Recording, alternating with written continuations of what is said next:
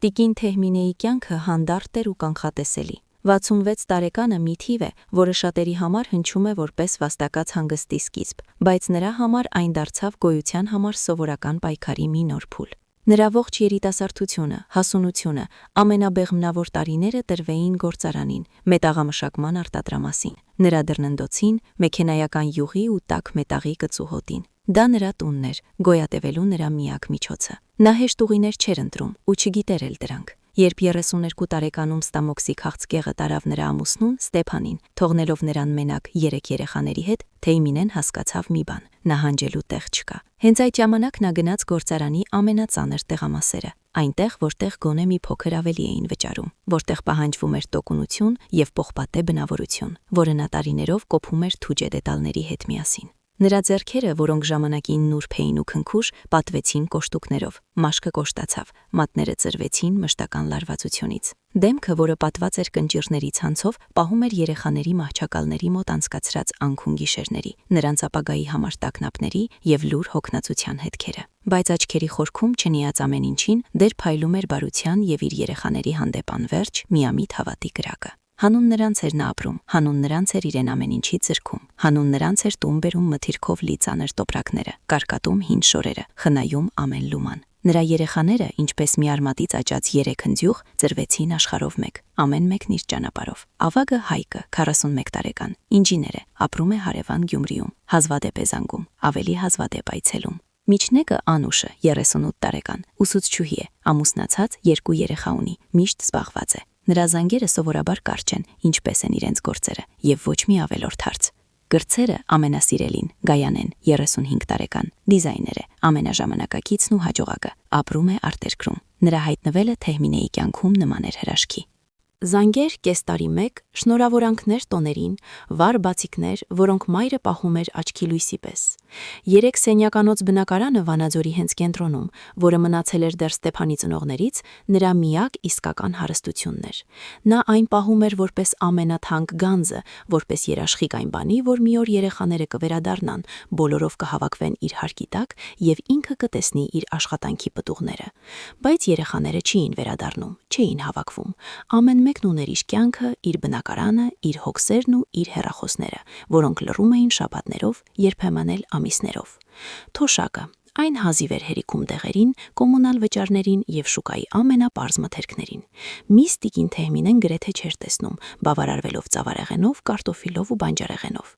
Երբեմն հատուկ առիթների դեպքում երեխաների կամ թոռների ծննդյան օրերին նա իրեն թույլ էր տալիս մի կտոր հավի միս, շաբաթներով քիչ-քիչ գումար հետ գցելով դրա համար։ Նա երբեք չէր դժգոհում, հպարտությունը թույլ չէր տալիս, եւ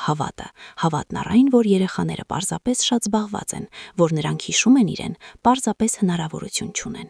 Միակ մարդը, ով ինչ-որ կերպ փարատում էր նրա մենությունը, հարևանուհին էր, Նանին, 60 տարեկան, աշխույժ, շատախոսքին, տնային տնտեսության հանդեպ մեծ սիրով եւ կենսական էներգիայի անսպառ պաշարով։ Նրանք հարևանությամբ ապրում էին գրեթե 30 տարի։ Նանին իր ամփոփող «Ոնց եք տիկին Թեհմինե» հարցով միակ թելն էր, որը կապում էր նրան արտաքին աշխարհի հետ, բացի հեռուստացույցից եւ խանութ գնալու հազվադեպ այցերից։ Նա թխված քաբլիտներ էր բերում, նորություններով կիսվում, երբեմն թեյի էր գալիս, եւ այդ հազվադեպ այցերը Թեհմինեի համար թարմ օդի կում էին։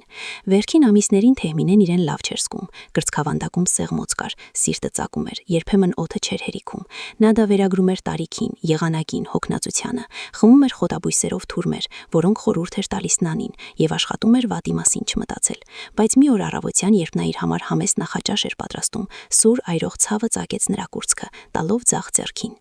Շունչը կտրվեց, աշխարհը պտտվեց աչքերի առաջ, եւ նա փռվեց հատակին, վայր գցելով թավան։ Նա ուշքի եկավ անուշադրի սպիրտի կտրուկ հոտից եւ Նանիի ձայնից, ով հագվել էր նրա վրա։ Նրա դեմքը տագնապից այլայլված էր։ Թեհմինե ջան, էս ինչ եղավ քեզ քուրս։ Շտապ օգնություն եմ կանչել։ Դիմացիր սիրելիս։ Հետո ամեն ինչ մշուշի մեջ էր։ Սպիտակ խալաթներ, իրարանցում եւ ցավ, համատարած բութ չդադարող ցավ կրծքավանդակում։ Նրան տանում էին հիվանդանոց, եւ գլխում միտքը միայն մեկն էր՝ երեխաները։ Պետք է զանգել երեխաներին, նրանք պետք է իմանան։ Հիվանդանոցում նրան տեղավորեցին ընդհանուր հիվանդասենյակում։ Սրտի զարկերը անկանոն էին, ճնշումը բարձր։ Բժիշկները խոսում էին լուրջ ինֆարկտի մասին։ Առաջին օրերին նա գրեթե գիտակցության չէր գալիս։ Երբ գիտակցությունը պարզվեց, առաջին միտքը երեխաներն էին։ Նա խնդրեց բուժքրոջը զանգել նրանց։ 3 զանգ՝ Հայկին, Անուշին, Գայանեին։ Առաջին զանգը Հայկին էր։ Ալո, մամ, ինչ է պատահել։ Ես գործի եմ, զբաղված եմ։ Ձայնը առանց որևէ հուզմունքի։ Թեհմինեն դժվարությամբ արտաբերեց. Տղաս, հիվանդանոցում եմ, ինֆարկտ է։ Լռություն հեռախոսի մյուս ծայրում։ Հետո, վայ, մամ, լուրջա, դե դիմացիր այնտեղ, ես հիմա, դե ոչ մի կերպ չեմ կարող, նախագիծը վառվում է, գուցե ուշ կամ, դու մի անհանգստացիր, կարևորը առողջացիր, եւ կարճ ազդանշաններ։ Երկրորդ զանգը Անուշին։ Մամ, վայ, ինչ է եղել։ Դասերս են, հետո խմբակը, հետո էլ տղայիս ֆուտբոլի պիտի տանեմ։ Լուրջ բան, հա։ Վայ, մայրիկ ջան, դե դու ուժեղ ես, միշտ էլ հաղթահարել ես։ Մենք հիմա ոչ մի կերպ չենք կարող գալ, ինքն ես հասկանում, դպրոց, երեխաներ, գուցե վաղը, եթե ստացվի։ Շտապող անտարբեր ձայն։ Երրորդ զանգը Գայանեին, ամենացավոտը։ Նրա ձայնը օտար էր ու հեռու։ Մամ, վայ, հիմա հարմար չէ, ես գործուղման մեջ եմ, շատ կարևոր է։ Ինֆարկտ։ Աստված իմ, մամա, սարսափելի է, բայց դու դիմացիր։ Ես չեմ կարողանա թրջել գալ։ Տոմսերը թանկ են ու հիմա շնորհանդես ունեմ, բայց դու ինձ զանգիր, եթե բան լինի։ Ես կանհանգստանամ։ Նրա ձայնն իսկապես անհանգիստ էր հնչում, բայց հազարավոր կիլոմետրերի հեռավորությունից եւ ոչ մի խոսք գալու մասին։ Հեռախոսը վերադարձվեց բուժքրոջը։ Տիկին Թեհմինեն փակեց աչքերը։ Ոչ ոք։ Նրանցից ոչ մեկը չեկավ, չհայտնվեց։ Նույնիսկ չասաց, հենց հիմա ճանապարհ եմ ընկնում։ Միայն խոստումներ, գուցե եւ եթե ստացվի։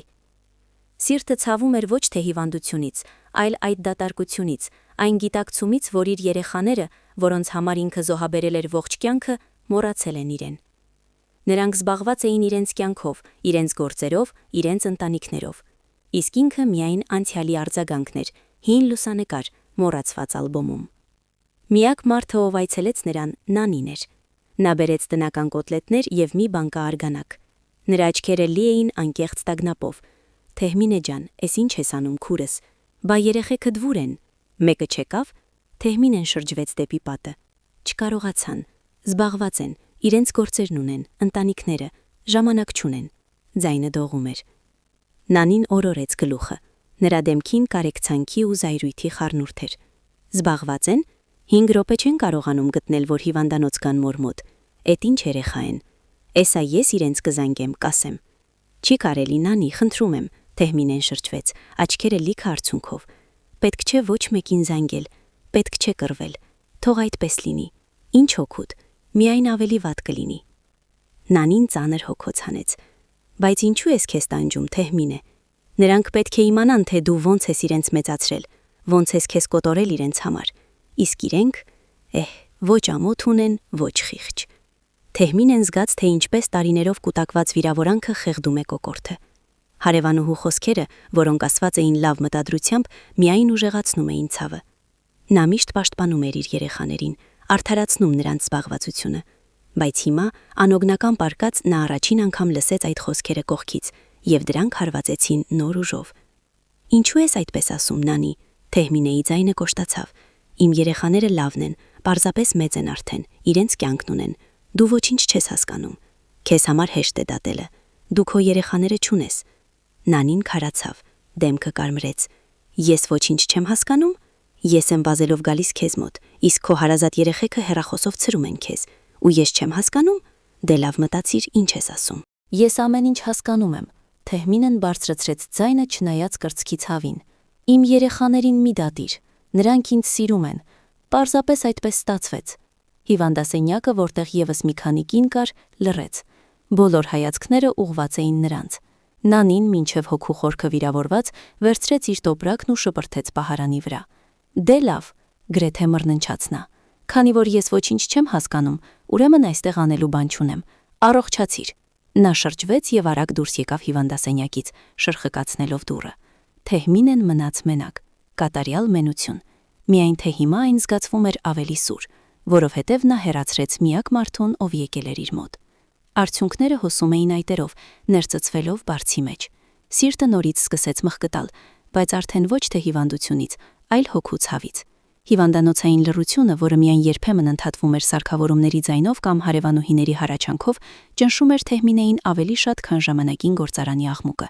Նանիի հետ կռվից հետո նրա հոգին անտանելի ծանրացել էր։ Հաջորդ օրերին Թեհմինեն հրաժարվում էր բոլոր շփումներից։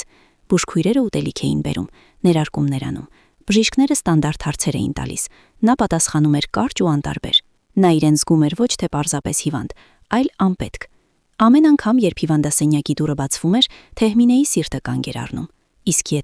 Իսկ եթե նրանցից մեկն է, գուցե Հայկը ժամանակ գտավ, կամ Անուշը մի պատուհան բացեց իր խիտ գրաֆիկում, կամ Գայանեն իր սիրելին թրել եկել է արտերկրից, հաղթահարելով հեռավորությունն ու փողի խնդիրը։ Բայց ամեն անգամ դրան շեմին հայտնվում էր բուժքույրը, հավաքարարը կամ ուրիշների հարազատները։ Սպասումը, որը վերածվել էր տանջանքի, նորից ու նորից հիասթափություն էր բերում։ Հարևանուհիների խոսակցությունները ավելի էին ցավեցնում։ Իմ թորնիկն է եկել, տնական կարկանդակներ է բերել, իսկ իմ տղան տաքսիով քաղաքի մյուս ծայրից եկավ, ասաց չէի կարող չգալ։ Թեհմինեն շրջվում էր դեպի պատը, ձևացնելով, թե քնած է։ Նա չէր ուզում լսել ուրիշի երջանկության մասին։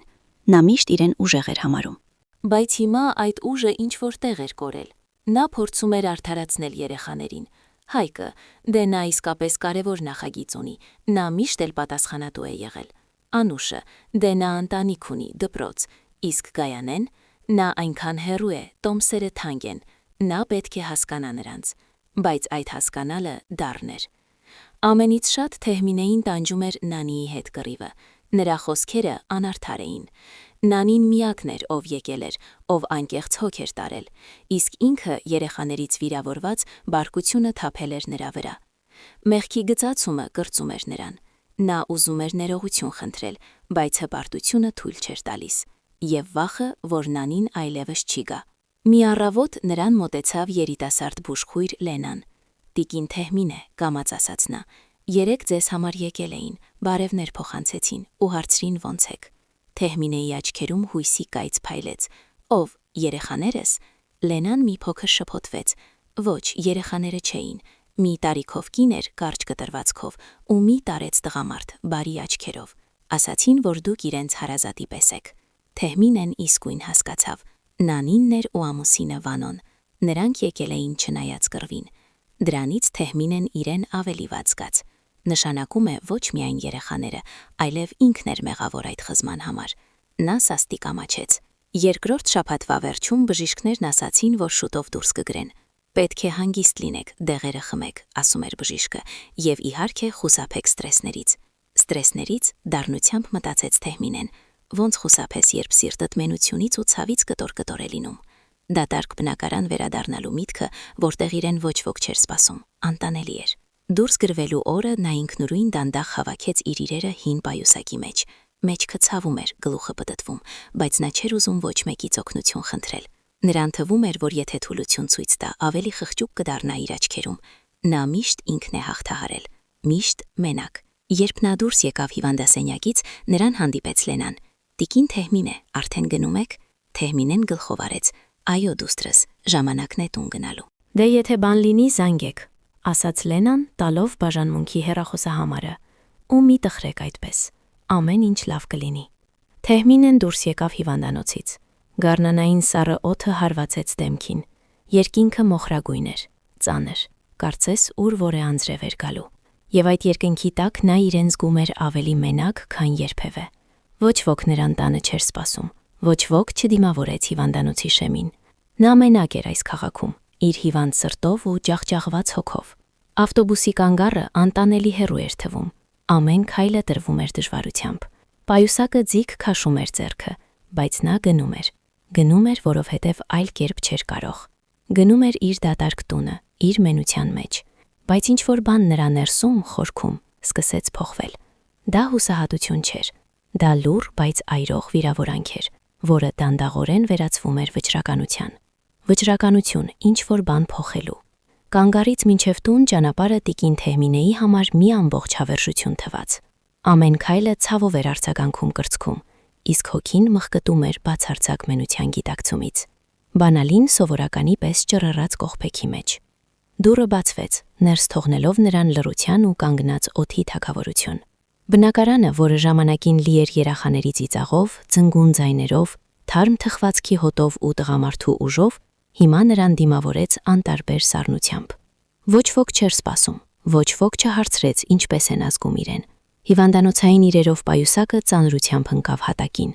Թեհմինեն դանդաղ հանեց վերարկուն, գցեց այն միջավսկի աթոռին ու շարժվեց դեպի տան խորքը։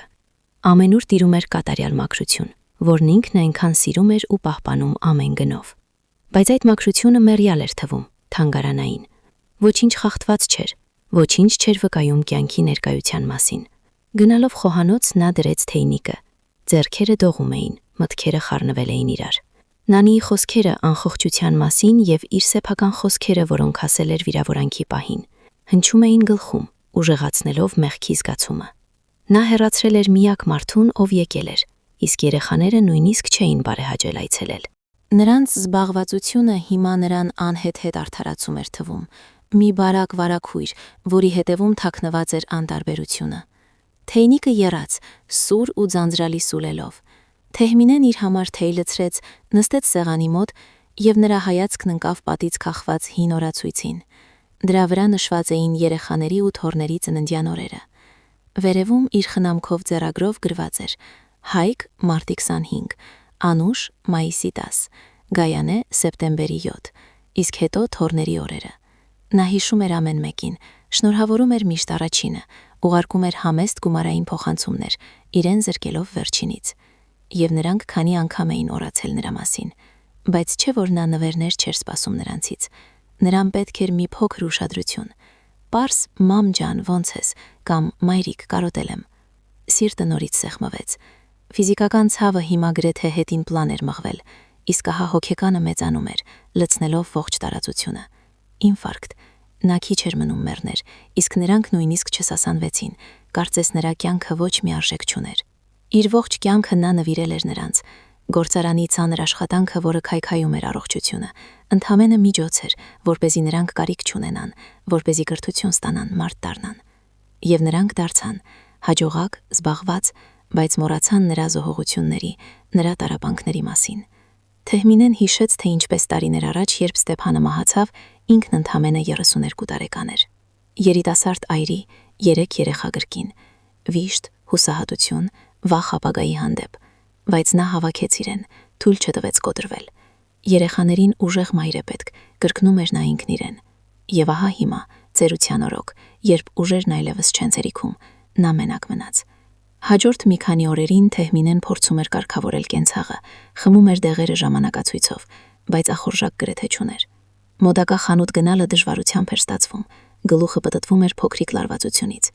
Նա չէր միացնում հեռուստացույցը, որպեսզի չլսի օտար ձայներ, չտեսնի էկրանին ուրիշի երջանիկ ընտանիքները։ Լռությունը դարձավ նրա միակ ուղեկիցը, լռություն, որը զնգում էր ականջներում, հիշեցնելով իր մենության մասին։ Երբեմն նա պատկերացնում էր, թե երեխաներից մեկը զանգում է դուռը, փաթաթվում իրեն, ներողություն խնդրում, բայց դրանք միայն դատարկ երազանքներ էին։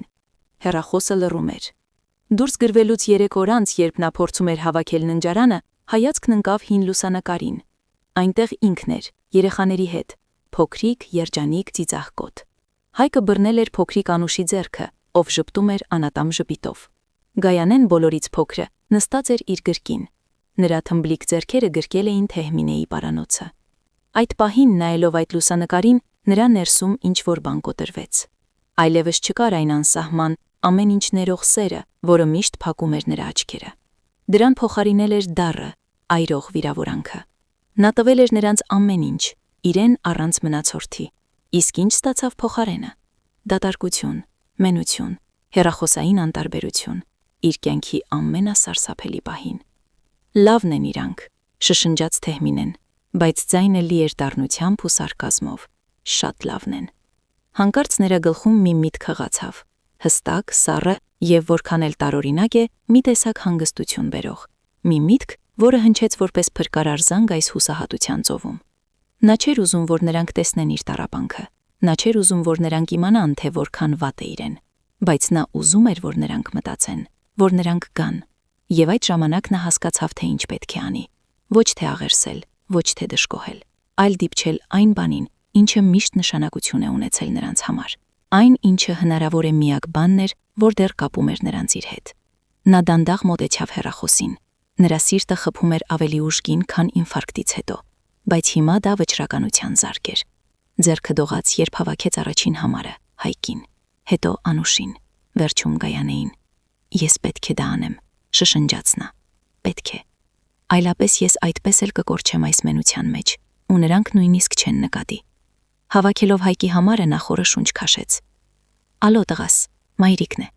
Հա, արդեն տանն եմ։ ինձ շատ ավելի լավ եմ զգում։ Գիտես, մի այսպիսի հարց կա։ Մտածեցի այս տարիքում մեկ էլ տեսար բան պատահեց։ Պետք է ապագայի մասին մտածել։ Իմ այս 3 սենյականոց բնակարանը քաղաքի կենտրոնում։ Դե գիտեք, պետք է այնինչ որ մեկի անունով ձևակերպել, թե չէ հանգարց մի բան պատահի։ Իսկ սա կարևոր գործ է։ Պետք է հավաքվենք, քննարկենք, թե չէ ես մտքում եմ պահում ամեն ինչ, բայց մեկ էլ տեսար չհասցրի։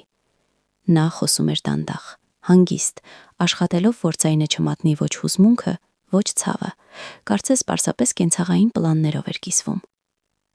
Հեռախոսի մյուս ծայրում սկզբում լռություն տիրեց։ Բնակարանը։ Մամ, դու լուրջ ես ասում։ Ինչ է նշանակում չհասցնեմ։ Ուր ես պատրաստվում գնալ։ Իհարկե պետք է քննարկել, ես հենց հիմա կազատվեմ ու քեզ հետ կզանգեմ։ Մամ, մենք ամեն ինչ կխոսենք, մի անհանգստացիր, ամեն ինչ ես կվերցնեմ ինձ վրա, դու միայն դիմացիր։ Հայկի ձայնը, որը սովորաբար այնքան անտարբեր էր, հանկարծ դարձավ ջերմ ու հոգատար։ Հայտնվեցին անհանգստության նոտաներ, որոնք չկային, երբ նա խոսում էր ինֆարկտի մասին։ Թեհմինեն լսում էր, եւ դառը ժպիտը հայտնվեց նրա շուրթերին։ Բնակարանը, ահա թե ինչ է նրանց կպավ։ Ահա թե ինչը կարողացավ պատրել նրանց անտարբերության զրահը։ Նա անջատեց հեռախոսը։ Սիրտը նորից սեղմվեց, ոչ թե հիվանդությունից, այլ դառը տկեղ ճշմարտության գիտակցումից։ Բայց միևնույն ժամանակ նրա հոգում ծնվեց մի տարօրինակ, դաժան բավարարվածություն։ 5 տարի ինձ չէին հիշում, իսկ հիմա վայ, մայրիկը մեռնում է, բնակարանը պիտի բաժանենք։ Ինչպիսի խորամանկներ։ Թեհմինեն միայն ծանր հառաչում էր։ Հա, նանի ջան, տեսնում եմ, ու դրանից սիրտս դառնանում է։ Ամբողջ կյանքս իրենց տվեցի։ Դե ուրեմն մի տուր իրենց այդպես հեշտ, վճռական հայտարարեց Նանին։ Դու չես մեռել, փառք Աստծո, ու քո արյուն քրտինքով վաստակած բնակարանը, որ Ստեփանը քեզ է թողել, այդպես հեշտ մի տուր։ Թող մի քիչ վազվզեն, թող զգան ինչ է հոգատարությունը, իսկ դու նայիր նրանցից ով է իսկապես մի բանի արժանի։ Իսկ գուցե ընդհանրապես ոչինչ էլ չտաս նրանց, ինքդ ապրիր ու վայելիր։ Նանիի խոսքերը թեև կոշտ, բայց արձագանք էին գտնում Թեհմինեի հոգում։ Նա իսկապես զգում էր, որ պետք է ինչ-որ բան անի։ Ոչ թե ուղակի նրանց կարթի վրա պահի, այլ օգտագործի այս իրավիճակը իրեն եւ իր ապագան հասկանալու համար։ Մի օր, երբ Հայկը հերթական անգամ համառորեն առաջարկեց ինչ-որ թղթեր ստորագրել, տիկին Թեհմինեն նրան կանգնեցրեց։ Հայկ ջան, որդիս, մեղմ ասաց նա, ես ամեն ինչ հասկանում եմ, եւ քո անհանգստությունը, եւ Անուշինը, եւ Գայանեինը։ Դուք լավն եք ուզում, բայց ես մտածեցի ու ինչ-որ բան ինձ հուշում է, որ պետք չէ շտապել։ Ինֆարկտը աշխարհի վերջը չէ։ Բժիշկներն ինձ պատվիրել են շատ զբոսնել, բայց ես մենակ պիտի պուրակներում ման գամ։ Միգուցե ընդհանրապես միտեղ գնամ, օրինակ առողջարան, սիրտս բուժեմ, մաքուր օդ շնչեմ, իսկ բնակարանը առայժմ ոչ մեկի անունով չեմ ձևակերպի։ Ես չեմ շտապում։ Հայկի դեմքը երկարեց։ Նա ակնհայտորեն նման շրջադարձ չէր սպասում։ Առողջարան, Մամեդ, ինչեր ես ասում։ Գիտես դա ինչքան փող է, ու քեզ համար մենակ վտանգավոր է, բայց այստեղ բնակարանին ով պիտի հետևի։ Փողը քո հոգսը չէ տղաս։ Ես դեռ կմտածեմ ինչպես անել, իսկ բնակարանին Նանին կհետևի։ Նա լավ հարևանուհի է, ոչ թե ոմանց նման։ Թեհմինեն վերջին արտահայտությունն ասաց թեթև, հազիվ նկատելի սարկազմով։ Հայկը գնաց ակնհայտորեն վրդովված։ Նրա զեկույցը Անուշին ու Գայանեին նույնպիսի շփոթմունք առաջացրեց նրանց մոտ։ Զանգերն ավելի հաճախակի դարձան, հարցերը ավելի համար։ Նրանք փորձում էին պարզել, թե դա ինչ առողջարան է, ինչ փողեր են եւ արդյոք նա չի ակնկարկում։ Որ սև օրվա համար ինչ-որ բան ունի պահած։ Տիկին Թեհմինեն վայելում էր նրանց շփոթմունքը։ Ինքն էլ չգիտեր, թե որտեղից իրեն հանկարծ նման վճռականություն եկավ, բայց զգում էր, որ այլևս չի ուզում զոհ լինել։ Առողջարանի մասին խոսքերը զուտ իմպրովիզացիա էին, բայց հիմա այդ միտքը սկսեց գրավիչ թվալ։ Իսկ ինչու ոչ։ Նա ամբողջ կյանքում աշխատել էր, ամբողջ կյանքում իրեն զրկել ամեն ինչից։ Ինչու գոնե մեկ անգամ չմտածել իր մասին։ Նա նույնիսկ հաշվեց իր համեստ կապիտալը, թոշակը, մի փոքր խնայողությունները, որոնք պահել էր սև օրվա համար, որը ինչպես պարզվեց հիվանդանոցում էր եկել։ Փողը շատ քիչ էր, բայց չէ որ նա կարող էր սենյակներից մեկը կամ նույնիսկ ամբողջ բնակարանը վարձով տալ, եթե մեկն էր։ Մտքերը պտտվում էին գլխում։ Մի երեկո, երբ Նանին նորից եկավ, Թեհմինեն կիսվեց իր մտորումներով։ Նանի, իսկ դու ինչ ես կարծում, եթե ես որոշեմ մի հասարակ առողջարան գնալ, հենց մեր կողմերում։ Փողս քիչ է, բայց միգուցե մի սենյակը վարձով տամ, կամ միգուցե թոշակառուների համար զեղչերով սանատորիաներ կան։ Նանին սկզբում զարմացած նման համարձակությունից ոգևորվեց։ Թեհմինե ջան, բա դա միտք էր։ Իհարկե, հիանալի գաղափար է։ Թե չէ նստել ես այստեղ, թթվում ես։ Պետք է գնալ սոցապ, այնտեղ ուղեգրեր են լինում։ Իսկ սենյակի հարցով, հա, կարելի է փորձել վարձով տալ, եթե գնաս։ Կամ գիտես ինչ, Թեհմինե ջան, միգուցե պետք ես չի այդ փողը բնակարանից։ Թող իրենք առայժմ մտածեն, թե դու հարուստ ես, իսկ դու քեզ համար մի բան կանես։ Մի քիչ էլ նյարդերի հետ խաղա, թե չէ լրիվ լկտիացել են։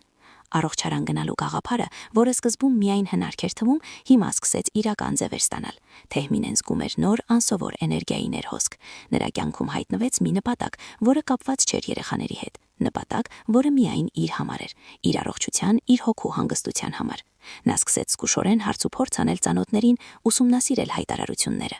Եվ ամեն անգամ, երբ երեխաներից մեկը զանգում էր, նա անփույթ նետում էր։ Օ, ես այստեղ մի սանատորիա եմ գտել, ասում են սիրտը շատ լավ են բուժում։ Նրանց շփոթմունքն ու ավելացած հոգատարությունը նրա լավագույն պարգևն էին։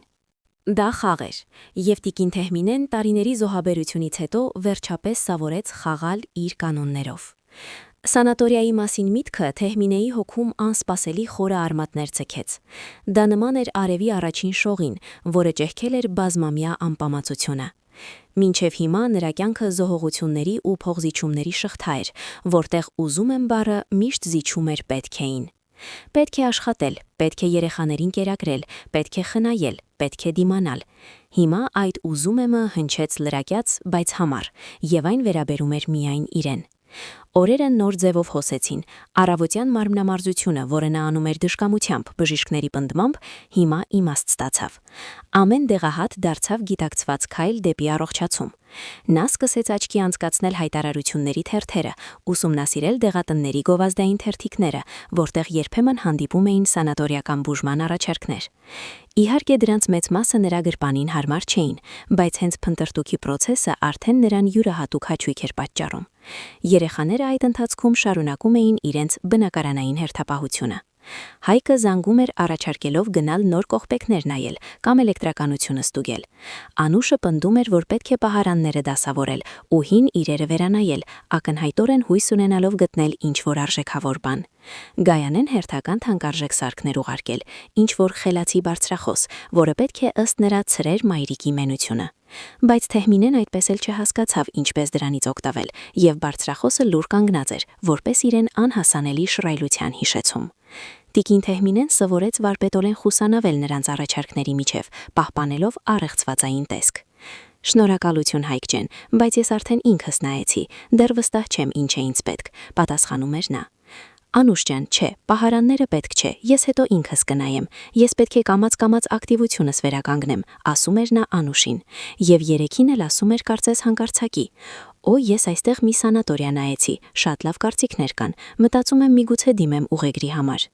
Այս խոսքերի ժամանակ հեռախոսի մյուս ծայրում կարճատև լարված լռություն էր տիրում, իսկ հետո հետևում էին հարցերի հեղեղներ, արժեքի, տեղի եւ այն մասին, թե ով է իրեն հետևելու։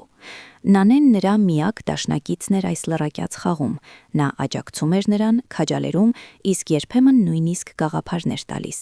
Դու Թեհմինե ջան, մակարդակդ պահիր, թող մտածեն, թե դու այնտեղ մի ամբողջ դղյակ ես գտել, իսկ դու կամաց-կամաց փնտրիր այն, ինչ ուժերիդ ներածին չափով է։ Կարևորը, որ դու քեզ մարդ զգաս, ոչ թե մրցանակ։ Մի օր պոլիկլինիկա հերթական այցի ժամանակ Թեհմինեն որոշեց մտնել սոցապի բաժին։ Այնտեղ տիրում էր նման հաստատություններին բնորոշ եռուզեռը, հերթեր, դժգոհ դեմքեր, չինովնիկների միապաղաղ խոսքը։ Թեհմինեն իրեն անհարմար էր զգում, բայց հաստատական որոշեց իր ասածն առաջ տանել։ Երկար սպասումներից եւ մի կույտ թղթեր լրացնելուց հետո նրան բացատրեցին, որ թոշակառուների համար սանատորիայի ուղեգրեր կան, բայց դրանք քիչ են եւ սպասելը երկար է տևում։ Դուք չէ որ ինֆարկտ եք տարել, տիկին Թեհմինե։ Այո, ձեզ հասնում է։ Ահա, կանգնեք հերթի մեջ։ Միգուցե աշնանը ինչ-որ բան գտնենք, իսկ առայժմ ահա վճարովիների ցանկը, բայց թոշակառուների համար զեղչերով։ Նա սոցապից դուրս եկավ թեթև հիասթափության զգացումով, բայց նաև նոր անսպասելի հույսով։ Ուրեմն կա, պարզապես պետք է սպասել, իսկ սպասել տիկին Թեհմինեն գիտեր ինչպես ոչ ոք։ Վերադառնալով տուն, նա փոստարկում գտավ հերթական ծրարը Հայկից, ներսում նամակ էր և խնամքով տպված մի բրոշուր։ Նամակում Հայկը նկարագրում էր քաղաքից դուրս գտնվող տարեցների համար նախատեսված մի մասնավոր պանսիոնատի բոլոր առավելությունները։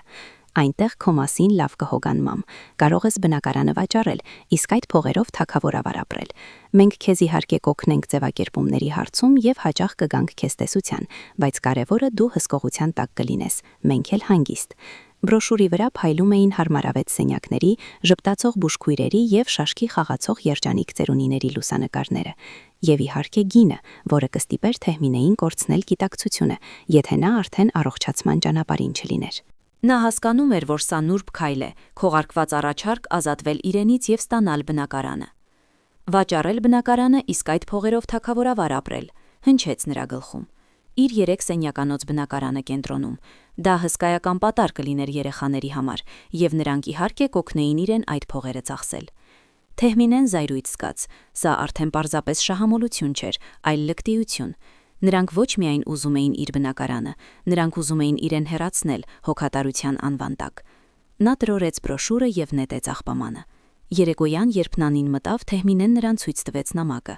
Ահա Նանի ջան, տես, սա է փաստորեն իրենց հոգատարությունը։ Ինձ մի հեռու տեղ տեղավորել, որ ոչ ոք չխանգարի իմ ունեցվածքը բաժանելուն։ Նանին կարդաց նամակը և նրա դեմքը մտնեց։ Էս ինչ սրիկաներ են, կներես Թեհմինե ջան, բայց ուրիշ ձև չես ասի։ Ծերանոց են ուզում քեզ ուղարկել, բա դա ամոթ չէ։ Դե թող դրանց։ Դու իրենց այդպես էլ ասա, ես դեռ իմ տան տերն եմ, ու ես եմ որոշելու որտեղ ապրել։ Հարևանուհու խոսքերը ուժ տվեցին Թեհմինեին։ Նա որոշեց, որ այլևս չի պատասխանելու նրանց առաջարկներին խուսափողական ձևով։ Հիմա նա խոսելու է ուղիղ։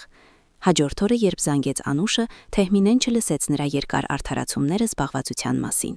Անուշ, ասաց նա հաստատակամ, դու ինձ բրոշուրներ էիր ուղարկել այդ պանսիոնատների մասին։ Դե ես նայեցի։ Դա նրանց համար է, ովքեր սեփական բնակարան չունեն կամ ովքեր լրիվ մենակ են։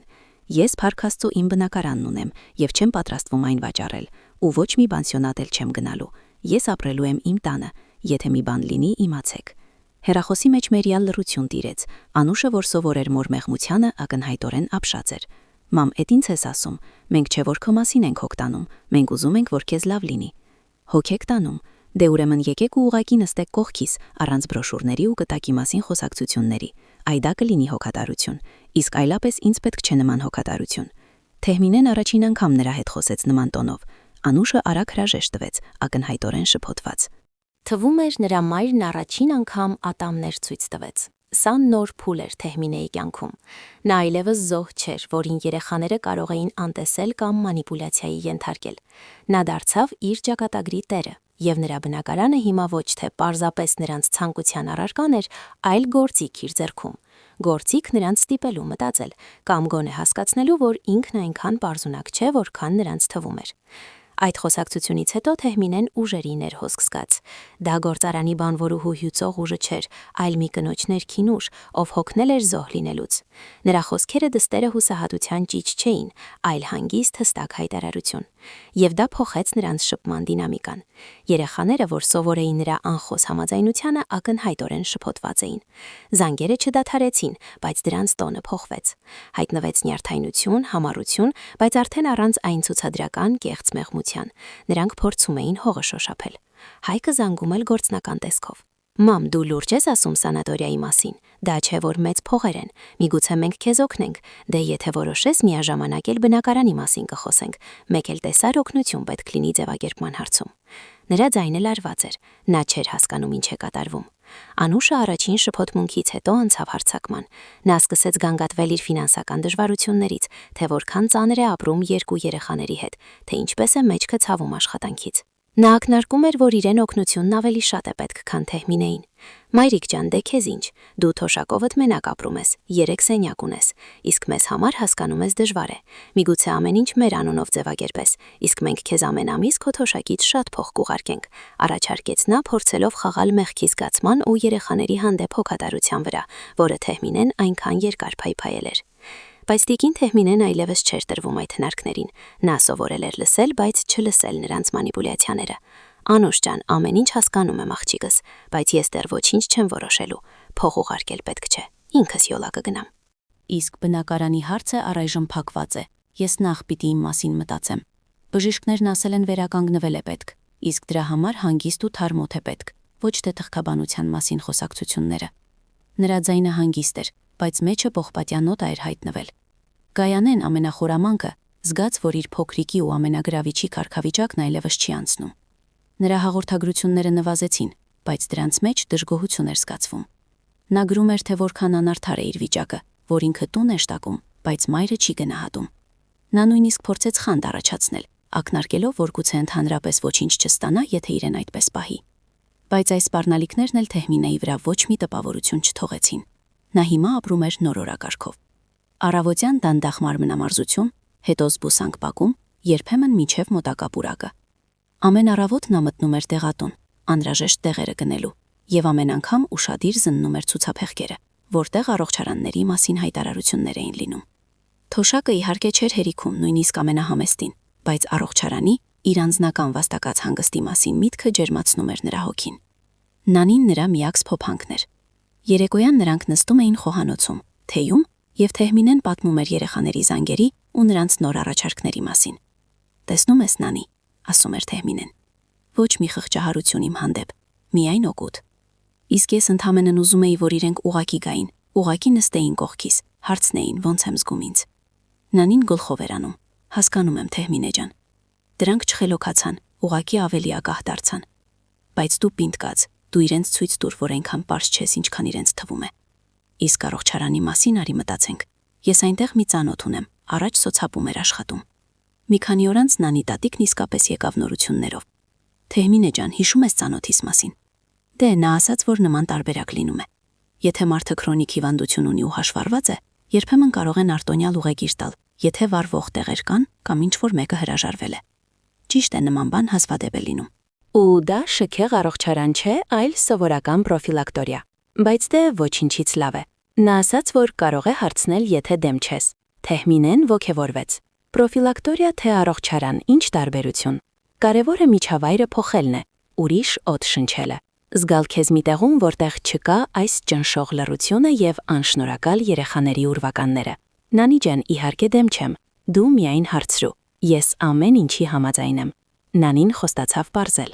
Իսկ այդ ընթացքում Թեհմինեն որոշեց ուժեղացնել իր խաղը։ Նա դադարեց պատասխանել երեխաների որոշ սանգերին, պատճառաբանելով վատ զգալը կամ գործերից խոսելու ցանկություն չունենալը։ Սա երեխաներին էլ ավելի մեծ շփոթմունքի մեջ գցեց։ Նրանք սկսեցին իրար զանգահարել, փորձելով հասկանալ, թե ինչ է կատարվում, եւ արդյոք մայրը կարևոր մի բան չի թաքցնում։ Հայկը նույնիսկ փորձեց առանց նախագուսուշացման գալ, բայց Թեհմինեն ցուցադրական չբացեց դուռը, ձևացնելով, թե քնած է։ Նա թակում էր զանգում, բայց մայրը մնաց անդրդգելի։ Հետո նա զանգեց, լի վրդովմունքով. «Մամ, էդ ինչ էր։ Ես եկել էի, չէիր լսում։ Օй, տաղաս, քնած էի, վատ էի զգում։ Բժիշկներն ասել են հանգիստ է պետք։ Դու էլ անժամանակ եկար։ Մի ուրիշ անգամ արի, երբ պայմանավորվենք»։ Սա մեծ քայլ էր Թեհմինեի համար։ Նա միշտ վախեցել էր նրանց դժգոհությունն առաջացնելուց։ Հիմա նա ինքն էր թելադրում կանոնները։ Դառը հեգնանքն այն էր, որ հենց հիվանդությունն ու ինֆարկտը, որոնք պետք է նրան թույլ եւ կախյալ դարձնեին, պարադոքսալ կերպով նրան նոր ուժ ու վճռականություն տվեցին։ Նա գիտակցեց, որ ամբողջ կյանքում եղել է չափից դուրս հարմարավետ իր երեխաների համար, չափից դուրս հասանելի եւ կանխատեսելի, եւ հիմա նա սովորում էր լինել ուրիշ։ Նանից լուրերի սպասման օրերը դանդաղ էին անցնում։ Թեհմինեն ամեն օր նայում էր հեռախոսին, սպասելով զանգի։ Դա մի այլ սպասում էր, ոչ թե տանջալից, այլ լարված, լի հույսով։ Նա արդեն չէր սպասում երեխաների զանգերին։ Նա սպասում էր իր կյանքի նոր էջը սկսելու հնարավորությանը, եւ դա հիանալի զգացողություն էր։ Զգացողություն, որ կյանքը դեռ չի ավարտվել, եւ որ ինքը Թեհմինեն դեռ ընդունակ է ավելիին, քան ուղակի մենության մեջ իր օրերը մաշելը։ Օրերը նոր ռիթմով հոսեցին։ Թեհմինեն, ասես երկար երաշտից հետո մի կում ջուր ստացած ծաղիկ, աստիճանաբար կենթանանում էր։ Նրա քայլերն ավելի վստահ դարձան, հայացքն ավելի պարզ։ Սիրտը թեև մնում էր որպես տարածի հիշեցում, հիմա ավելի քիչ էր ցավում եւ ոչ թե հոգեկան վերքերից։ Նա շարունակում էր իր փոքրիկ խաղը երեխաների հետ, հետևելով, թե ինչպես է նրանց ցուցադրական հոգատարությունը դառնում ավելի տենդագին։ Նրանք չէին կարողանում հասկանալ, թե ինչու մայրը հանկարծ այդքան անզիջում դարձավ, եւ դա նրանց շփոթության մեջ էր գցում։ Հայկը պանսիոնատի հարցով մերժում ստանալուց հետո անցավ ավելի ագրեսիվ տակտիկայի։ Նա սկսեց զանգել Նանիին, փորձելով տեղեկություն գործել, թե ինչ է կատարվում մոր հետ։ Նանի տատիկ, դուք հարևանն եք, դուք նրան ավելի մոտ եք, ինչ կա մորս հետ, նա մի բան թաքցնում է, ինչ առողջարան, նա փող չունի, որտեղից, միգուցե նա այնտեղ ինչ-որ մեկի հետ է։ Հայկը չէր ամաչում արտահայտություններից, բայց Նանին, հավատարիմ իր խոսքին ու Թեղմինեին, անդրդվելի էր։ Հայկ, պետք չէ քիթը խոթել ուրիշի գործերի մեջ, ձեր մայրը չափահաս կին է, ինքը գիտի ինչ է անում, իսկ փողերի հարցը դա իր անձնական գործն է։ Ու ընդհանրապես, ավելի լավ կլիներ հաճախ գայիք, քան զանգեիք ու օտարներից հարցուփորձ անեիք։ Հայկը բարկանում էր, բայց ոչինչ չէր կարող անել։ Հարևանուհու վրա ճյուշում գործադրելու նրա փորձերը տապալվում էին։ Անուշն էլ իր հերթին փորձում էր խաղալ խղճահարության վրա։ Նա զանգում էր մորը լացակումած ձայնով պատմելով իր անլուծելի խնդիրների ու անվերջ պարտքերի մասին, փորձելով Թեղմինեի մոտ մեղքի զգացում առաջացնել եւ ստիպել նրան խղճալ իր երեխաներին։ Բայց Թեղմինեն այլևս չէր տրվում։ Անուշ ջան, աղջիկս, ես քեզ ցավակցում եմ, բայց ես էլ իմ խնդիրներն ունեմ։ Լավացիր ու ամեն ինչ կկարգավորվի։ Իսկ բնակարանի հետ կապված դեռ ոչ մի որոշում չկա։ Գայանենն էլ տեսնելով, որ հուզական մանիպուլյացիաներն այլևս չեն աշխատում, անցավ կաշառելու փորձերին։ Նա սկսեց թանկարժեք նվերներ ուղարկել, փափուկ բրդյահողաթափեր, նորաձև շարֆ, նույնիսկ մի փոքրիկ պլանշետ, որ մայրը միշտ կապի մեջ լինի։ Թեղմինեն ընդունում էր նվերները, քաղաքավարի շնորհակալություն հայտնում, բայց ներսում միայն դառնություն էր զգում։ Այդ իրերը չէին կարող փոխարինել ջերմությանն ու անկեղծ հոգատարությանը։ Այդ ընթացքում Նանին չէր մոռանում իր գլխավոր առաքելության մասին։ Նա մշտապես կապի մեջ էր սոցապի իր ծանոթի հետ։ Եվ մի օր, երբ Թեղմինեն արդեն գրեթե կորցրել էր հույսը, զանգը հնչեց։ Թեղմինե ջան, չես հավատա։ Ծանոթս ասաց, որ միտեղ կա առողջարանում։ Դա քաղաքից դուրս է լճի ափին։ Շատ հանգիստ, լավ տեղ է։ Ինչ որ մեկը հրաժարվել է ու վառվող ուղեգիր կա։ Ընդամենը 2 շաբաթով, բայց սրտի հիվանդների համար շատ լավ է։ Ու ամենակարևորը արտոնյալ գնով։ Դե համարյա ծրի, միայն ճանապարհի ու մի փոքր հավելավճարի դիմաց։ Սա քո շանսն է, Թեղմինե ջան։ Նանիի ձայնը հնչում էր հուզմունքից։ Թեղմինեն զգաց, թե ինչպես է ջերմությունը տարածվում մարմինով։ Դա նման էր հրաշքի, ճակատագրի նվեր։ Նա ամբողջ կյանքում երազել էր միտեղ լինել, հանգստանալ գործարանային աղմուկից ու կենցաղային հոգսերից։ Եվ ահա, երբ ինքն արդեն հույսը կտրել էր, երբ երեխաները երես էին թեքել, տիեզերքն ինքը կարծես ձեռք մեկնեց իրեն։ Նանի ջան, իրոք։ Թեղմինեն նույնիսկ միանգամից չհավատաց։ Իրոք, միայն թե պետք է արագ փաստաթղթերը հավաքել, այնտեղ հերթ է, իսկ սա այսպիսի հնարավորություն է։ Հաջորդ մի քանի օրերն անցան իրանանցման մեջ։ Թեղմինեն Նանիի օգնությամբ հավաքեց անհրաժեշտ տեղեկանքները, կրկնակի հետազոտություն անցավ։ Ամեն ինչ հարթ էր ընթանում։ Նա նույնիսկ չհայտնեց երեխաներին ուղեգրի մասին, որոշելով, որ դա կլինի իր փոքրիկ գաղտնիքը։ Թող մտածեն, թե ինքը տանն է, իսկ ինքն այդ ընթացքում կմեկնի։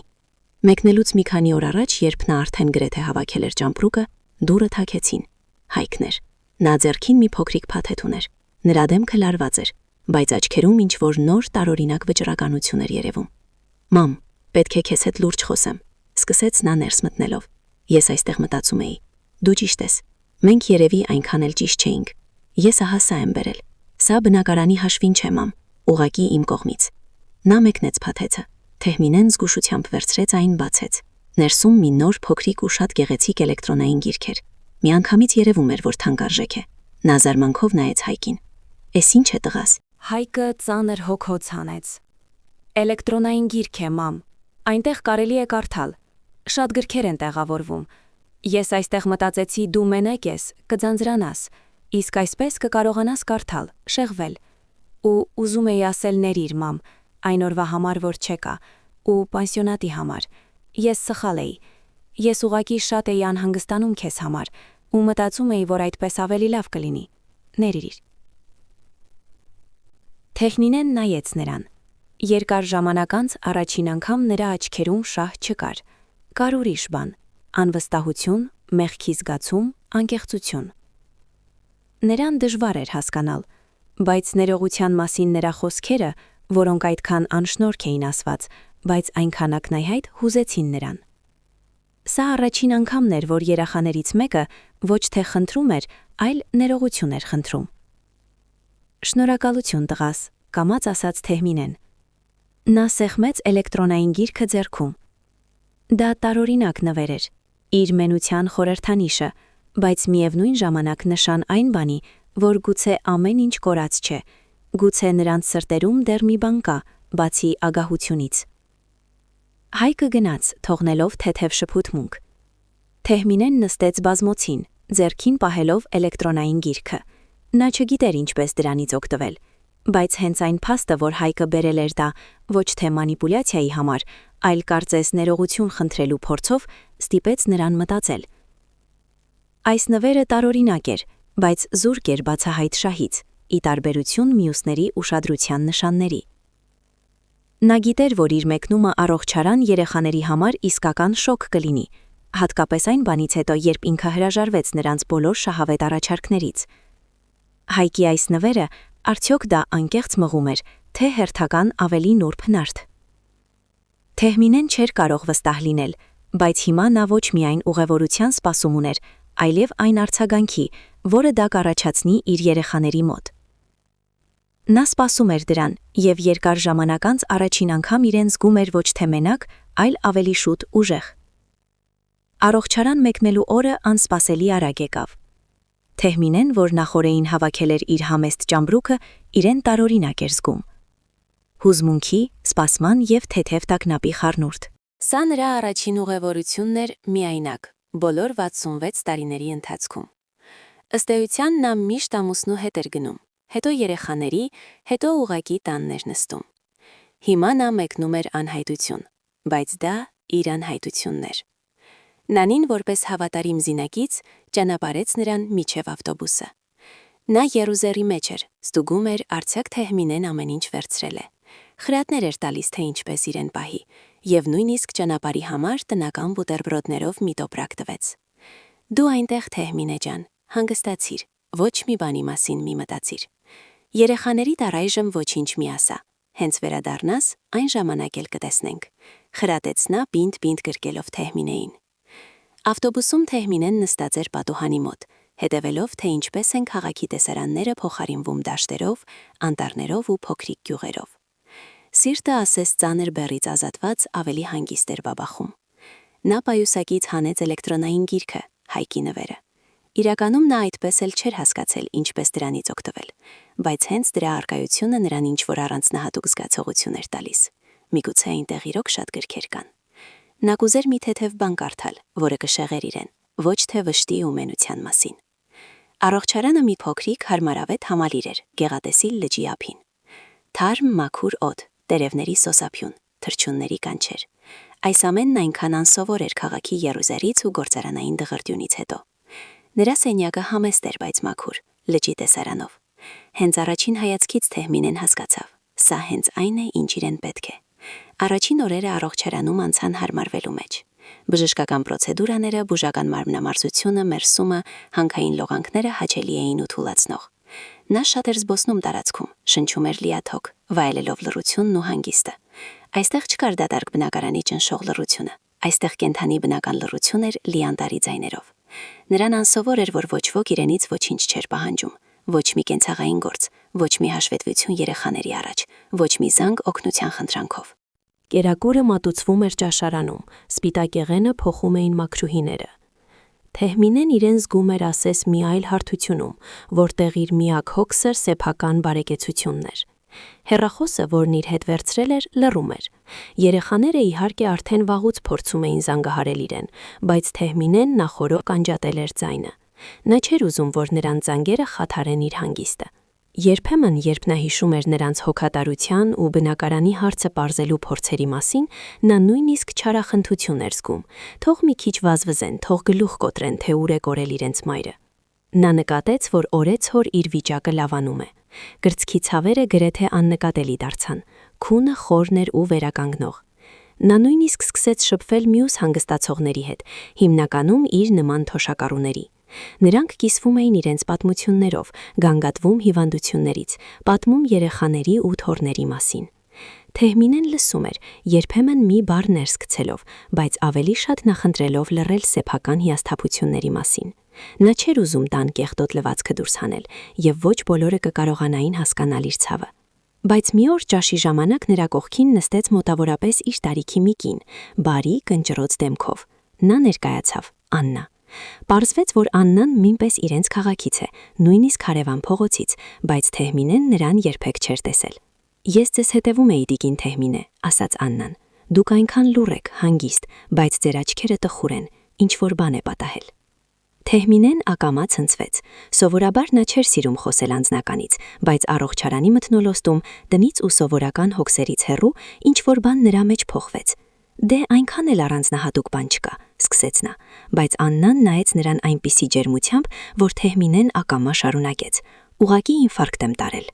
Եվ այստեղ Թեհմինեն իր համար էլ անսպասելի սկսեց պատմել գործարանային կյանքի մասին, Ստեփանի մասին, երեխաների, այն մասին, թե ինչպես է իրեն ամբողջությամբ նվիրել նրանց եւ թե ինչպես են նրանք մոռացել իրեն, երբ նա հիվանդանոցում էր, եւ բնակարանի մասին, եւ այն մասին, թե ինչպես է որոշել խաղալ նրանց հետ։ Ու նույնիսկ Նանիի հետ վեճի ու հետո հաշտվելու մասին։ Նա խոսում էր երկար, խառը, իսկ Աննան լսում էր առանց ընդհատելու, միայն երբեմն գլխով անելով ու կարեկցանքով հառաչելով։ Երբ Թեհմինեն ավարտեց, նա հսկայական թեթևություն զգաց, ասեց իր վրայից նետեց այն ծանր բեռը, որը կրել էր տարիներով։ «Այո, տիկին Թեհմինե», կամաց ասաց Աննան, «ծանոթ պատմություն է։ Այս երեխաները, չէ՞ որ նրանք չեն հասկանում ինչ է իսկական սերը։ Նրանց համար գլխավորն իրենց բարեկեցությունն է, ու բնակարանը իհարկե»։ «Բա հիմա ես ինչ անեմ, Աննա»։ Թեհմինեն նրան նայեց հույսով։ «Ինչպես վարվեմ այդ բնակարանի հետ։ Չեմ ուզում, որ նրանք դրա պատճառով իրար ուտեն, ու չեմ ուզում, որ այն նրանց այդպես հեշտ հասնի այս ամենից հետո»։ Աննան մտածեց, շոյելով բաժակի եզրը։ «Գիտեք, տիկին Թեհմինե, ես էլ նման իրավիճակում եմ եղել, միայն թե ամառանոցի հարցով։ Երեխաներն էլ հենց ժառանգության խոսք բացվեց, անմիջապես բոլորը հոգատար դարձան։ Իսկ ես ահա թե ինչ արեցի այն ժամանակ»։ Նա գրացավ դեպի Թեհմինեն ու սկսեց ինչ-որ բան ասել ցածր ձայնով, մի բան, որն իր սեփական փորձն էր, իր որոշումը նման իրավիճակում։ Թեհմինեի դեմքն աստիճանաբար փոխվում էր, թխրությանը փոխարինում էր զարմանքը, հետո մտախոհությունը, իսկ հետո մի տեսակ վճռական արտահայտություն։ Դա մի պլան էր, պլան, որը կապված չէր ոչ վրեժի, ոչ էլ շահի հետ, այլ նրա հետ, որ վերջապես հոգու խաղաղություն գտնի եւ գուցե երեխաներին ամենակարևոր դասը տա։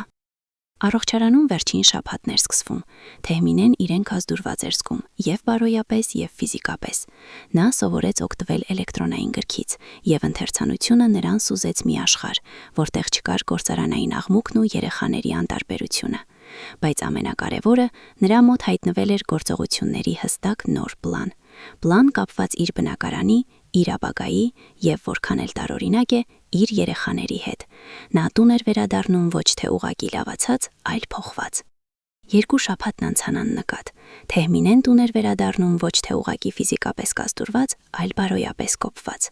Թարմոթը, լճի լռությունը, օրվա կանոնավոր ռեժիմը եւ ամենակարևորը Աննայի հետ երկար զրույցները, որոնք նրա առաջ նոր հորիզոններ բացեցին, փոխեցին նրան։ Նա այլևս իրեն կոտրված, կորած ու մենակ չէր զգում։ Հիմա նա պլան ուներ։ Պլան, որը կապված չէր վրեժխնդրության հետ, բայց իր մեջ գրում էր իր կյանքի ու դրա մեջ իր դերի խորը, գրեթե փիլիսոփայական իմաստավորումը։ Նանին դիմավորեց նրան շքամուտքի մոտ։ Նրա դեմքը փայլում էր անկեղծ ուրախությունից։ «Թեհմինե ջան, հարազատս, բա ես ինչքան ես սիրունացել, ոնց որ երիտասարդացած լինես», բացականչեց նա պինդ գրկելով Թեհմինեին։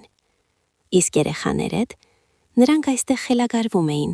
ինձ անդադար զանգում էին, ուր ես կորել, ինչու հեռախոսը չես վերցնում։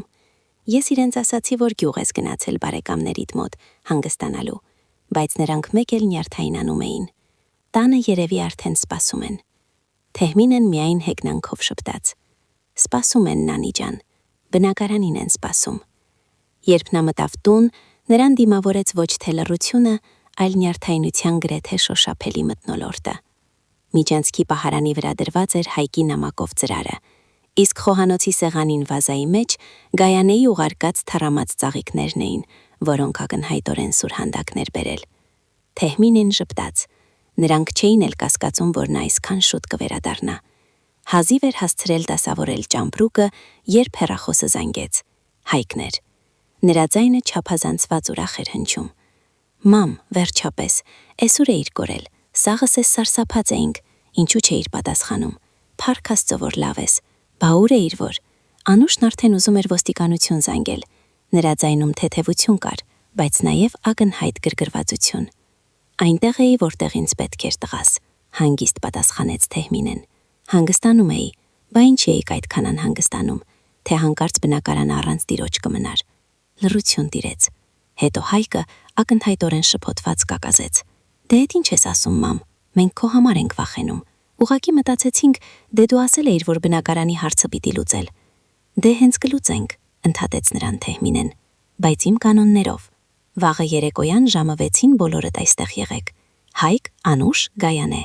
Լուրջ խոսակցություն է լինելու, ու ոչ մի պատճառաբանություն չընդունեմ։ Ով չեկավ, չի մասնակցում, եւ առանց պատասխանի սպասելու նա անջատեց հեռախոսը։ Առաջին անգամ նա իրեն զգաց որպես այս ընտանեկան նվագախմբի դիրիժոր, այլ ոչ թե որպես միջութակ, որին մոռացել էին պատյանի մեջ։ Հաջորդ օրն անցավ տենդագին նախապատրաստությունների մեջ։ Երեխաները, շոկի մեջ նրա տոնից, սկսեցին իրար զանգել, փորձելով հասկանալ, թե ինչ լուրջ խոսակցություն է սպասվում։ Նանին թեյի գալով հավանությամբ գլխով էր անում. ապրես Թեհմինե ջան, թող մի քիչ զգան իրենց։ Ժամը 6-ին բոլոր 3 երեխաները զարմանալիորեն ճշտապահ հավաքվեցին հյուրասենյակում։ Հայկը, Անուշը եւ Գայանեն նստած էին բազմոցին ու բազկաթոռներին։ Նրանց դեմքերին տագնապի, հետաքրքրության ու թեթև դժգոհության խառնուրդ էր։ Նրանք բերել էին ուտելիք, ծաղիկներ, նույնիսկ նոր սպասք։ Ցուցադրական հոգատարության հերթական արարը։ Թեհմինեն նստեց նրանց դիմաց, իր սիրելի բազկաթոռին։ Նրա մեջքն ուղիղ էր, հայացքը հանգիստ ու կենտրոնացած։ Նա նայեց նրանց բոլորին, իր երեխաներին, որոնց համար տվել էր իր ողջ կյանքը, եւ տեսավ միայն անհամբեր սպասում։ Բնակարանի մասին որոշման սպասումը։ Շնորհակալություն, որ եկաք, սկսեց Թեհմինեն։ Նրա ձայնը հաստատուն էր։ Ես ձեզ կանչել եմ, որովհետև ժամանակն է լուծելու բնակարանի հարցը։ Երեխաների աչքերը փայլեցին, նրանք առաջ թեքվեցին, պատրաստ լսելու։ Ես երկար եմ մտածել առողջարանում եղած ժամանակ։ Նա դադար տվեց, վայելելով նրանց զարմանքը։ Մտածում էի մեր կյանքի մասին, իմ կյանքի, ձեր։ Ես ամբողջ կյանքում աշխատել եմ, ծանր։ Ստեփանի մահից հետո ես մենակ եմ ձեզ մեծացրել, որ դուք ամեն ինչ ունենաք, կրթություն ստանաք,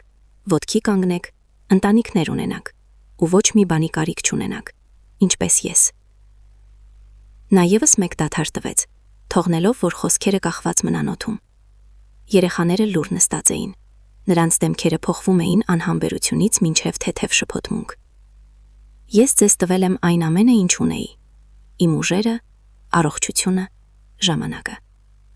Ես երբեք փոխարենը ոչինչ չեմ խնդրել։ Եվ ահա, երբ ինձ հետ դժբախտություն պատահեց, երբ ես հիվանդանոցում էի, մահվան շեմին, ձեզնից ոչ ոք չեկավ։ Ոչ ոք։ Միայն հարևանուհիս Նանին, որը նույնիսկ բարեկամ չէ, եկավ ինձ տեսակցության։ Երեխաների դեմքերը կարմրեցին, Հայկը հայացքը թեքեց։ Անուշը սկսեց խաղալ զգեստի փեշի հետ։ Գայանեն կծեց շրթունքը։ Ես լսել եմ ձեր արդարացումները, գործեր, երեխաներ, ամեն ինչ հասկանում եմ, բայց հիմա հասկանում եմ եւ մի ուրիշ բան։ Ձեզ համար իմ կյանքը, առողջությունը, մենությունը ոչինչ չարժեն։ Արժեք ունի միայն մեկ բան՝ իմ 3 սենյականոց բնակարանը քաղաքի կենտրոնում։ Դուք պատրաստ եք մրցել, թե ով է ավելի հոգատար, միայն դրա համար։ Թեհմինեի ձայնում բարկություն չկար, միայն խորը, տառապած ցավ։ Ուստի ես կայացրել եմ որոշում, վերջնական։ Երեխաները շունչները պահեցին։ Նրանց հայացքները սևեռված էին նրան։ Բնակարանը, Թեհմինեն դանդաղ արտասանեց այդ բառը։ Իմ բնակարանը ձեզնից ոչ մեկին չի հասնելու։ Ոչ Հայկին, ոչ Անուշին, ոչ Գայանեին։ Զնգացող լռություն։ Երեխաները նայում էին նրան։ Նրանց դեմքերը գունատ էին, լի անհավատությամբ։ Մամ, էդ ինչ ես դուրս տալիս, գժվել ես։ Ինչ նշանակում է ոչ մեկիդ։ Դա մեր բնակարանն է, մեր ժառանգությունը։ Նրա ձայնը վերածվեց ճիչի։ Դրա մեջ այլևս չկար նախքին ցուցադրական հոգատարությունը, միայն բացահայտ ագահություն։ Անուշը, թղթի պես գունատված, ձեռքը տարավ սրտին։ Մայրիկ ջան, ո՞նց կարող ես։ Մենք քո երեխաներն ենք, մենք քեզ սիրում ենք։ Դու ուզում ես մեզ առանց ոչինչի թողնել։ Նրա աչքերում արցունքներ կային, բայց Թեհմինեն տեսնում էր, որ դրանք ոչ թե վիրավորանքի, այլ հուսախաբության արցունքներ էին։ Գայանեն ամենաերիտասարդն ու ամենազուսպը ուղղակի նստած էր, աչքերը լայն բացած։ Նրա շրթունքները դողում էին։ Նա չէր կարողանում մի բառ անգամ արտաբերել, բայց նրա հայացքը լի էր դառնությամբ, ասես իրեն դավաճանել էին։ Թեհմինեն հանգիստ դիմացավ նրանց հարձակմանը։ Նա իրեն զարմանալիորեն խաղաղ էր զգում։ Այս բոլոր տարիներին նա եղել էր նրանց սպասումների, պահանջների ու անտարբերության պատանդը։ Հիմա նա ազատ էր։ Ես չեմ կատակում Հայկ, եւ չեմ գժվել անուշ։ Թեհմինեի ձայնը պինդ էր։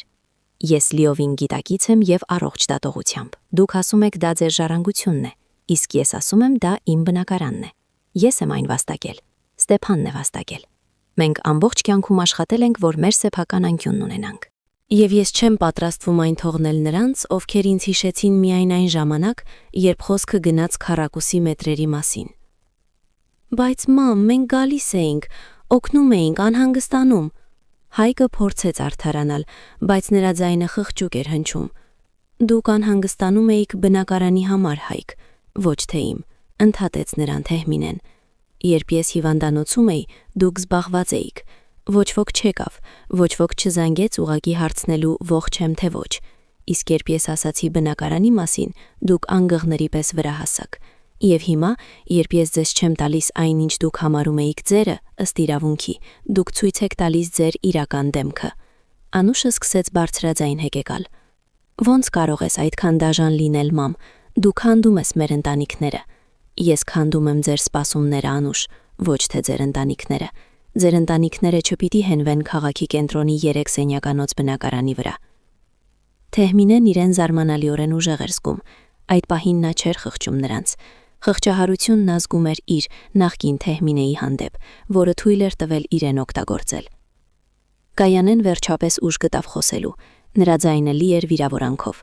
Մամ, բայց ոնց, մենք հույս ունեինք։ Ես հիփոթեք ունեմ, ես պիտի տունս մեծացնեմ։ Քո հիփոթեքը քո խնդիրն է, Գայանե, ոչ թե իմ, կտրեց Թեհմինեն։ Իմ խնդիրն այն էր, որ ես ձեզ տվեցի իմ ամբողջ կյանքը, իսկ փոխարենը ստացա միայն անտարբերություն, մինչև ինֆարկտը, եւ շահամոլություն դրանից հետո։ Հայկը մի քայլ առաջ արեց, նրա բռունցքները սեղմված էին։ Լավ, բա ում վրա ես գրում։ Ում, մամ, օտարների։ Թեհմինեն նայեց նրան, հետո նայեց Անուշին, հետո Գայանեին։ Նրանց աչքերում չկար ոչ սեր, ոչ հոգատարություն, նույնիսկ ոչ զղջում, միայն ագահություն ու հուսախաբություն։ Ես կտակ եմ ձևակերպում, ասաց Թեհմինեն։ Նրա ձայնն ավելի բարձր ու հստակ հնչեց, եւ բնակարանը անցնում է թիվ 3 մանկատանի սեփականությանը, որը մեր փողոցում է։ Լռություն։ Այս անգամ այն բացարձակ էր։ Երեխաները քարացան, բերանները բաց մնացին։ Նրանք ակնհայտորեն նման շրջադարձ չէին սպասում։ Ինչ? Միաժամանակ արտաբերեցին երեքն էլ։ Հենց այդպես, Թեհմինեն գլխով արեց։ Այնտեղ երեխաներ կան, որբեր, որոնք իսկապես տան կարիք ունեն, որոնց իսկապես հոգատարություն ու ջերմություն է պետք։ Եվ ես կարծում եմ, որ իմ բնակարանը, իմ ու իմ ամուսնու Ստեփանի աշխատանքը ավելի պիտանի կլինեն նրանց համար, ովքեր դրա կարիքն ունեն, ովքեր միգուցե երախտապարտ կմեծանան ու կհիշեն, որ բարությունը գոյություն ունի, այլ ոչ թե նրանց, ովքեր սպասում են երբ է մայրը մեռնելու, որ ժառանգությունը բաժանեն։ Հայկը նետվեց դեպի նրան։ Մամ, դու իրավունք չունես, սա անարդար է, մենք կբողոքարկենք, մենք դատի կտանք։ Գնացեք, տվեք, հանգիստ պատասխանեց Թեհմինեն։ Բնակարանն իմ սեփականությունն է, ես լիակատար իրավունք ունեմ տնօրինելու այն այնպես, ինչպես ճիշտ եմ համարում, եւ ես կարծում եմ, որ սա ամենաճիշտ որոշումն է, որ ես երբևէ կայացրել եմ իմ կյանքում։ Անուշը հեկեկում էր դեմքը ձեռքերով ծածկած։ Գայանեն վերջնականապես կորցնելով խոսելու ունակությունը, ուղղակի նստած էր հայացքը հառած դատարկությանը։ Իսկ հիմա Թեհմինեն վեր կացավ բազկաթոռից։ Կարծում եմ մեր խոսակցությունն ավարտված է։ Ես պետք է հանգստանամ։ Ես նոր եմ առողջարանից եկել։ Ինձ հանգիստ է պետք։ Կարող եք գնալ։ Հայկը դեռ փորձում էր ինչ-որ բան գոռալ։ Անուշը լաց էր լինում ու աղաչում։ Գայանեն նստած էր քարացած, բայց Թեհմինեն այլևս չէր լսում նրանց։ Նա շրջվեց եւ դանդաղ, բայց հաստատուն քայլերով ուղղվեց դեպի իր ննջասենյակի դուռը։ Շեմին նա շրջվեց։ Եվս մի բան, ասաց նա։ Եթե դուք երբևէ կցանկանաք գալ ինձ մոտ, ոչ թե բնակարանի համար, այլ ուղղակի այնպես, որովհետև ես ձեր մայրն եմ, իմ դռները բաց կլինեն ձեր առաջ, բայց միայն եթե գաք մաքուր սրտով։ Նա մտավ ննջասենյակ, փակելով դուռը իր հետևից, երեխաներին թողնելով լիակատար շփոթմունքի, կատաղության եւ այն գիտակցման մեջ, որ նրանք տանուլ տվեցին ոչ միայն բնակարանը, այլև գուցե իրենց մորը վերադարձնելու վերջին հնարավորությունը։ Որոշ ժամանակ անց Թեհմինեն լսեց, թե ինչպես դրան հետևում լռեցին ճիչերը։ Հետո լսվեցին քայլեր եւ վերջապես մուտքի դրան ձայնը։ Նրանք գնացին։ Նա նստեց մահճակալին։ Երկար տարիներ անց առաջին անգամ նա զգաց իսկական խորը հանգստություն։ Նրա սիրտը հավասար էր բաբախում։ Նա չէր զգում ոչ ցավ, ոչ վիրավորանք, ոչ էր բարկություն, միայն լուռ ուրախություն։ Նա ճիշտ էր վարվել։ Նա պաշտպանել էր իր կյանքը, իր արժեքները, իր հիշողությունը ամուսնու մասին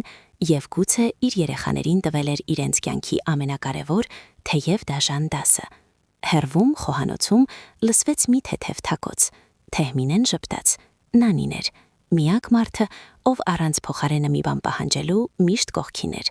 եւ դա ավելի թանկ էր, քան ցանկացած 3 սենյականոց բնակարան քաղաքի կենտրոնում։